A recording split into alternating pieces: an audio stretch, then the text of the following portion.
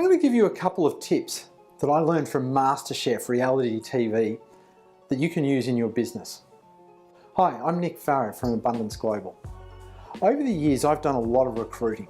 I've recruited team members into all sorts of roles. And I tell you what, from watching reality TV and MasterChef, I've learned a few things that I've found make recruiting easier, more profitable, less expensive, and gets great results with amazing team members. Over the years, I've interviewed maybe 300 plus people. I've interviewed a lot of people for recruiting roles. And the truth is, it's taken an enormous amount of time. Interviewing that many people and the time that it takes to place ads, read CVs, do the interview itself, all the follow-up, it's a real time and energy drain. Some people in their businesses like to outsource that, and then it ends up taking a lot of money. But what if there was a solution that could save you time, energy, and money and get you a great result with a fantastic new team member? Well, that's what I learned from MasterChef. MasterChef, as we see it as reality TV, does two things.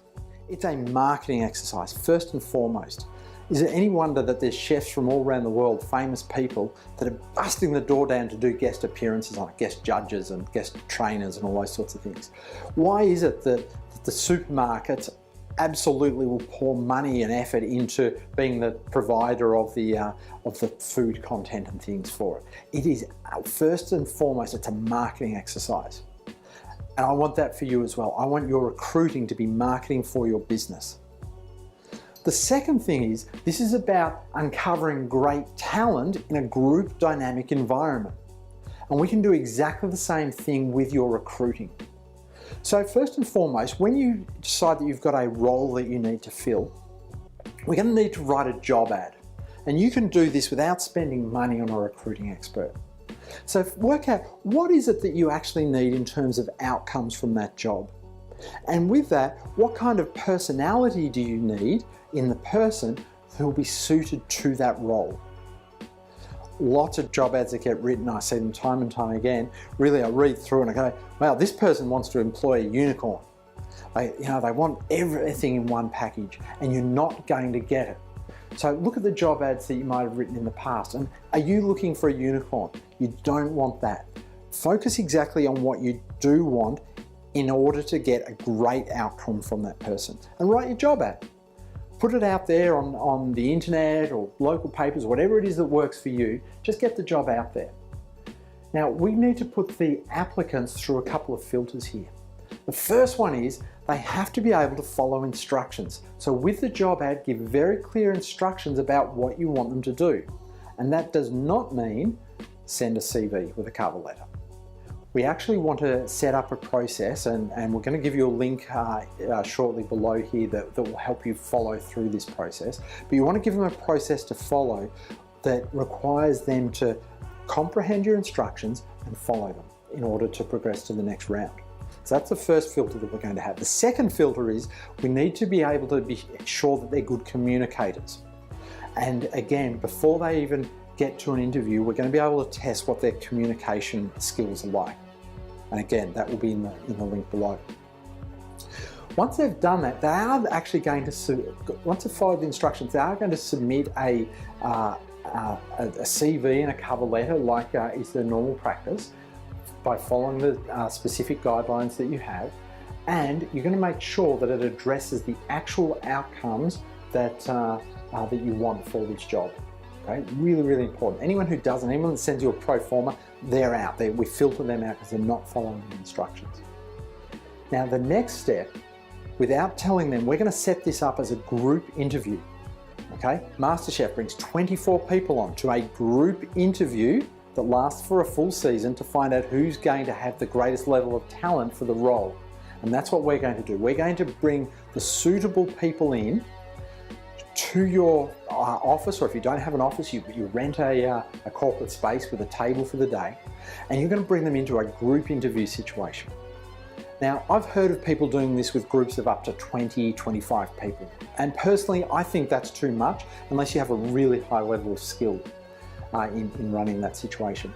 I think groups of 6 to 8 are appropriate. And if I look back at all the hundreds of people that I've interviewed and the hours that I've taken doing one-on-one interviews with them, I could have cut that time down enormously by bringing 6 to 8 at a time into a room and doing a group interview where you can ask them questions about their CV and their background and why they're going to be great for this role.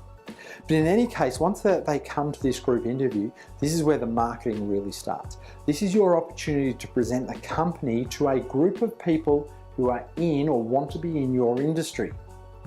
The goal here is to explain your vision for the business, explain your vision for the clients and how you're achieving it, how you're stepping yourselves up and above everyone else in your field. The goal here is, and this is the marketing part, you want them to now think, this is the company that I've always wanted to work for. They're going to go and talk about you regardless of whether they are successful in this job or not. In their job application, and you absolutely want that. We're going to build up the level of excitement so that now, this is the second part of it, there is competitive tension for this position. It's a bit like if you're selling your house and you go to auction and there's one bidder who puts up the hand and makes an offer. Are you going to get a great result? No, because they're not going to bid against themselves. Flip side, you're selling your house at auction and there's now 5, 6, 8 people that are all interested and they're bidding against each other. Now you've got competitive tension and you're going to get a great result from the sale.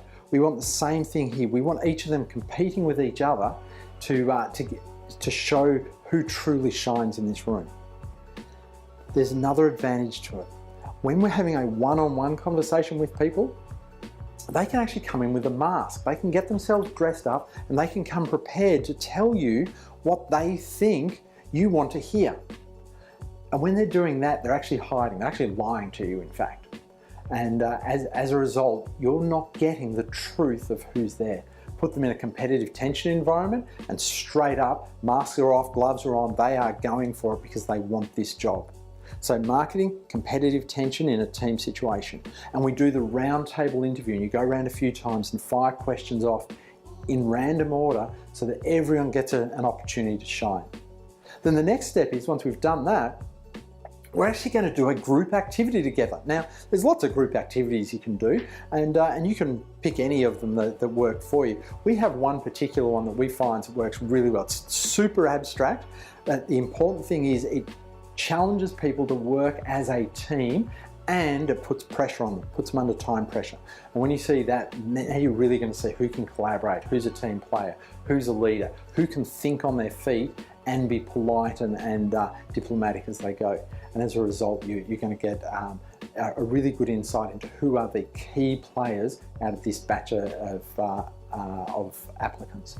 To do that with the game that we play, again, click below, you will need a large whiteboard and you'll need a series of different color markers, one for each of them. So if you're doing it in groups of 8, you need 8 different color markers. At the conclusion of this, you're going to have a really good idea of who are the standout performers from the group interview or group interviews that you've done. And at that point, we've got 2 or 3 people that we're going to invite back for a one-on-one interview to make a final decision about who's the right person. We might do some personality tests, check referees, all those sorts of things that you would normally do, but we're not doing that across the large numbers. So my experience, save yourself time, save yourself energy, save yourself money, get great team members, and your business will absolutely fly from where you are today. So make sure you click the link below, download the template on how to run group interviews, how to get them to follow instructions, and how to run the team game. Good luck with your recruiting, make it a marketing effort, and get great team members.